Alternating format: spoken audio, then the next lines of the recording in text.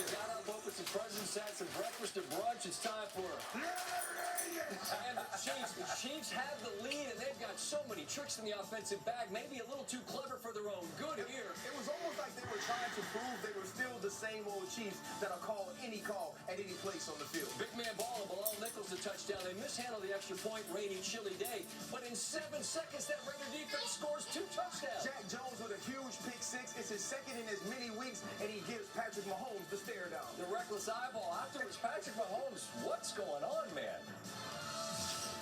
It's 2 mistakes that gave them 2 touchdowns there down at when you're backed up in their red zone. So you just can't do that, especially when defense is playing like they're playing. So I just got to be better in that sense and not making those mistakes and try to find a way to play the game in the best way to win it. It's just we got to clean it up. I mean we're 2 games left. You have to do it, and if we don't, we go home. So I think if we clean it up, if we clean it up, we can beat anybody. I truly believe that, but we got to prove that we can do it.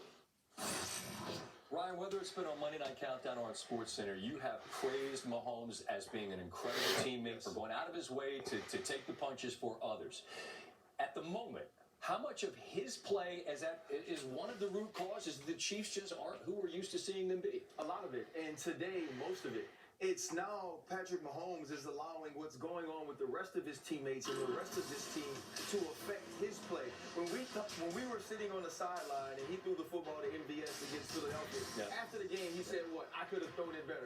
You were never going to be like, "Yes, you could have thrown it better, Patrick." No, right. But now if he would step up to the podium and when he says, "I need to play better," we say, "You absolutely do." And we're seeing some of that frustration roll over not only into his play, but in the way that he's dealing with his teammates, because he now understands that as great as he is, he still can't overcome that sort of bad play and misexecution. Don't want to overreact and turn this into they're not good. Of course they're good. Yeah. They're not what they've been, and they're going to have to hit the road at some point for the first time in his career in the playoffs.